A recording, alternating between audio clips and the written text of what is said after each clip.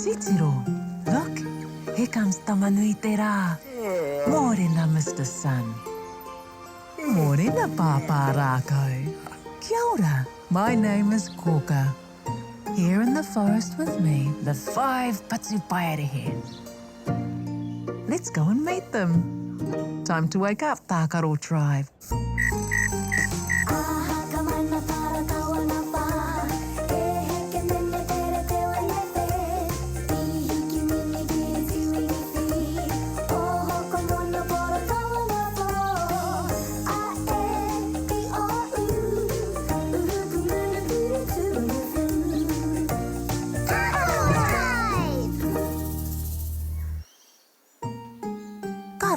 Nice one. You're all at the Pāpā Rākau.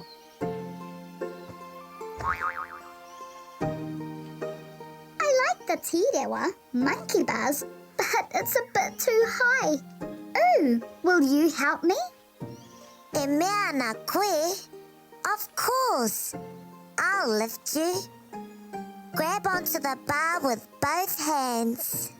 What do I do now?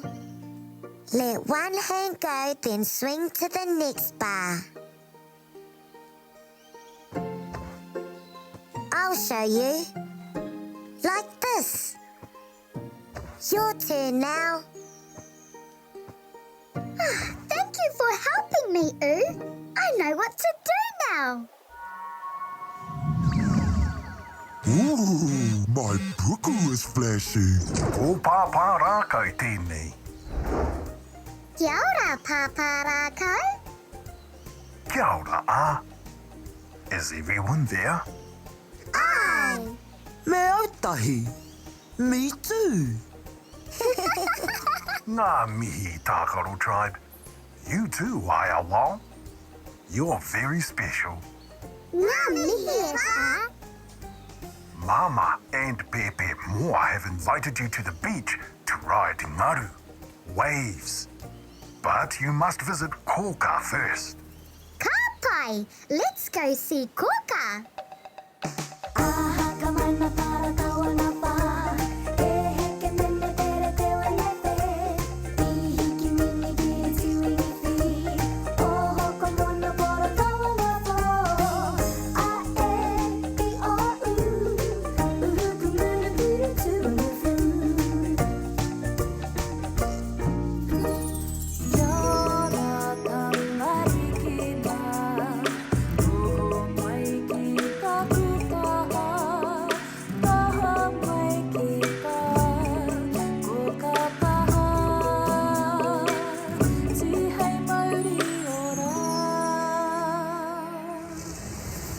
Tākaro Tribe. Kia ora, Kōkā. Māmā and Pāpā Moa have invited us to the beach to ride the ngaru waves. Keep an eye out. You might see a Tōrea, oyster catcher. What's a Tōrea, Kōkā? A shorebird. Some are all black and some are black and white.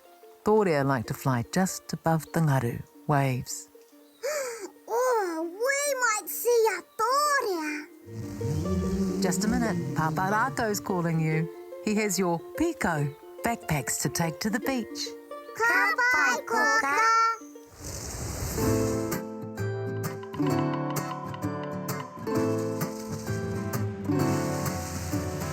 Tamariki mā, noho mai ki aku kakiaka, whakarongo mai ki ngā kōrero.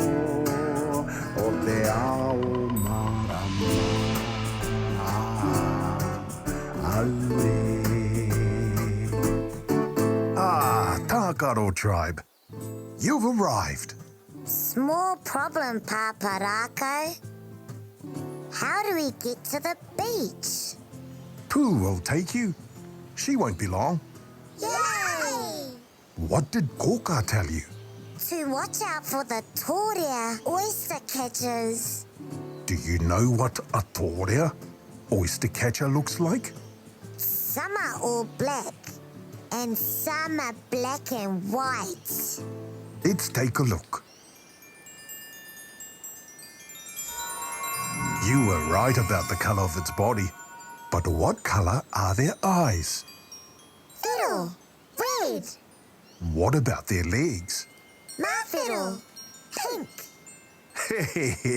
You've done well, Tākaro Tribe. Oh, Kōreake,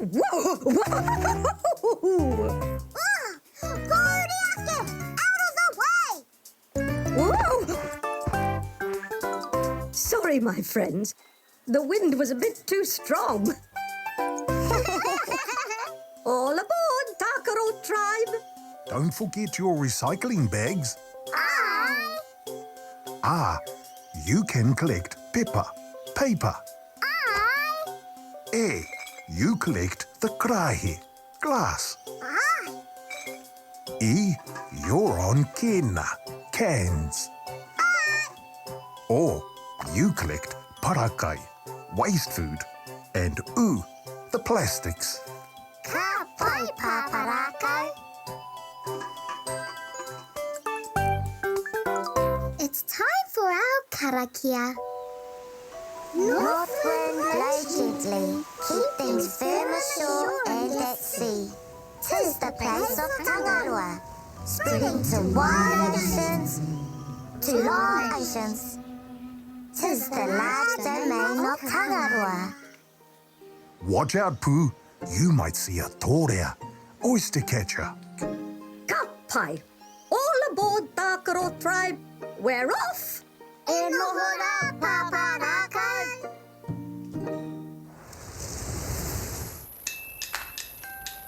There's the moana. See? Yay! Mira, look, a flock of Tōrea, oyster catchers. Their heads are bobbing up and down. Mā rangaranga to say hello to us. Kia ora, Tōrea. When the tide goes out, the Tōrea strikes. A very famous saying. They strike at shellfish to open them to eat. Backpacks off so we can collect rubbish. Oh, I found a can. I found a glass container. That's not the right bag. Yay! Got it right this time.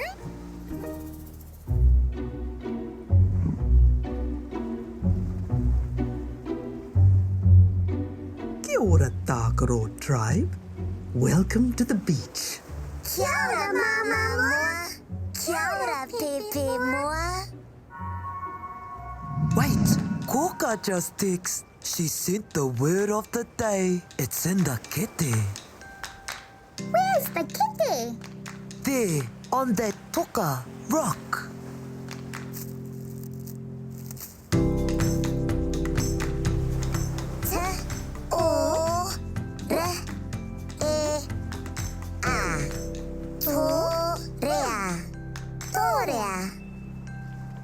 Tōrea is the word of the day. Māmā Moa, the Tōrea flies just above the ngaru waves. That's right, Today you will ride the ngaru, waves. I've booked you a lesson so you can learn to ride the ngaru. Yay!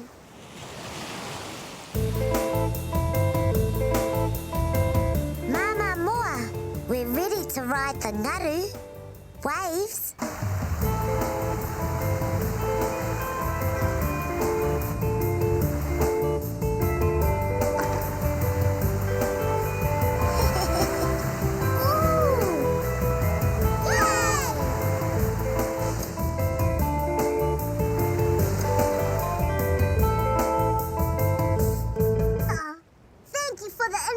Māmā Moa, and for the lesson in riding the ngaru waves. What a fun day we've had. Haere rā, Tākaro Tribe. Bye. It was fun for us as well. Safe travels home. Good to see you and Baby Moa again. Wait, our hands are dirty. Let's wash them.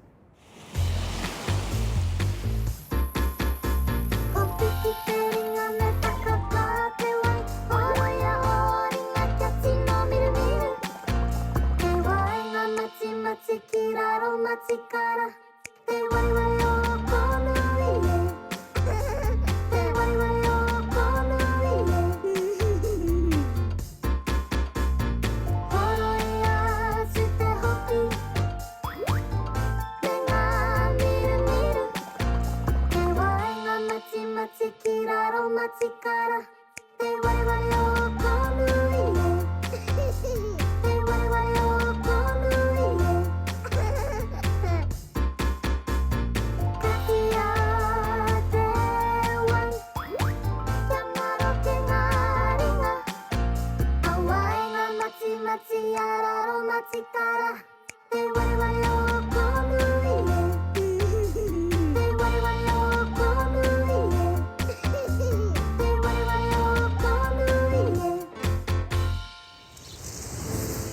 ora, Tākaro Tribe.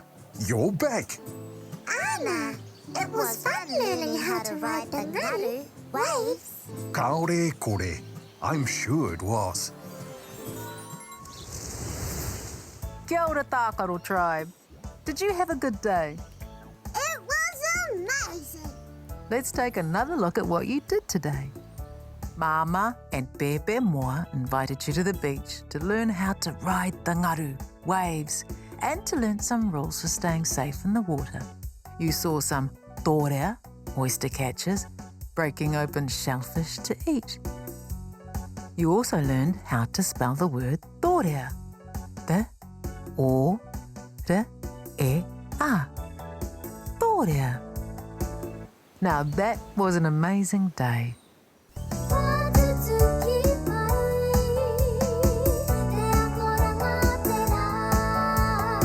What a fun day, Tākaro Tribe. Time to say goodnight. Pō Māori e. Good night, Tākaro Tribe.